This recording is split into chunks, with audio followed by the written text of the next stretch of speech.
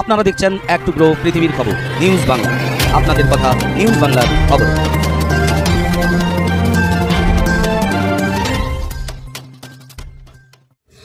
পশ্চিম মেদিনীপুর জেলার খড়গপুর রেলনগরীতে অন্ধ্র স্কুলে হয়ে গেল 12 এবং 13 জানুয়ারি বামফ্রন্টের প্রধান শরিক ভারতের কমিউনিস্ট পার্টি মার্ক্সবাদীর জেলা সম্মেলন। পশ্চিম মেদিনীপুর জেলার জেলা সম্মেলন অনুষ্ঠিত হলো।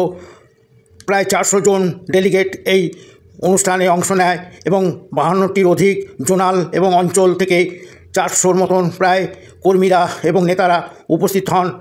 এই অনুষ্ঠানে প্রধান উপদেষ্টা বা প্রধান উদ্বোধক ছিলেন, পতাকা উত্তোলন করেন প্রাক্তন জেলা সম্পাদক দীপক সরকার।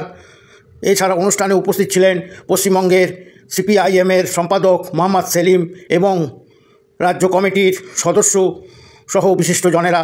উপস্থিত ছিলেন কেন্দ্রীয় কমিটির নেতা সিদীপ ভট্টাচার্য এবং রাজ্য কমিটির সদস্য পুলিন বিহারী বাস্কে। এছাড়া উপস্থিত ছিলেন বিমান বসু, যিনি রাজ্য কমিটির বামফ্রন্টের প্রধান সভাপতি বা নেতা বলা চলে। এই অনুষ্ঠানে দুদিনব্যাপী বিভিন্ন সাংস্কৃতিক অনুষ্ঠান এবং বিভিন্ন ক্রীড়া প্রতিযোগিতা বিভিন্ন রকমভাবে অনুষ্ঠিত হয়।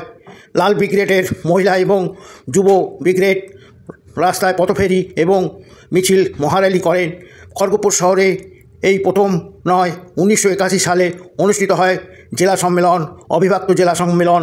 এরপরই প্রায় 25 বছর পর এই অনুষ্ঠান পশ্চিম মেদিনীপুর জেলার জেলা সম্মেলন অনুষ্ঠিত হয়। অনুষ্ঠানে উপস্থিত ছিলেন খড়গপুরের বিশিষ্ট নেতা কালী নায়েক, অনিত মণ্ডল, শক্তি চট্টোপাধ্যায় এবং CITU নেতা দিলীপ দে। ধন্যবাদ সবাইকে। News reporter Shankar.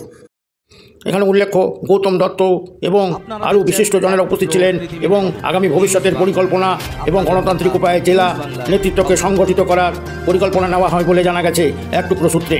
ধন্যবাদ সবাইকে। News reporter Shankar, south Bengal.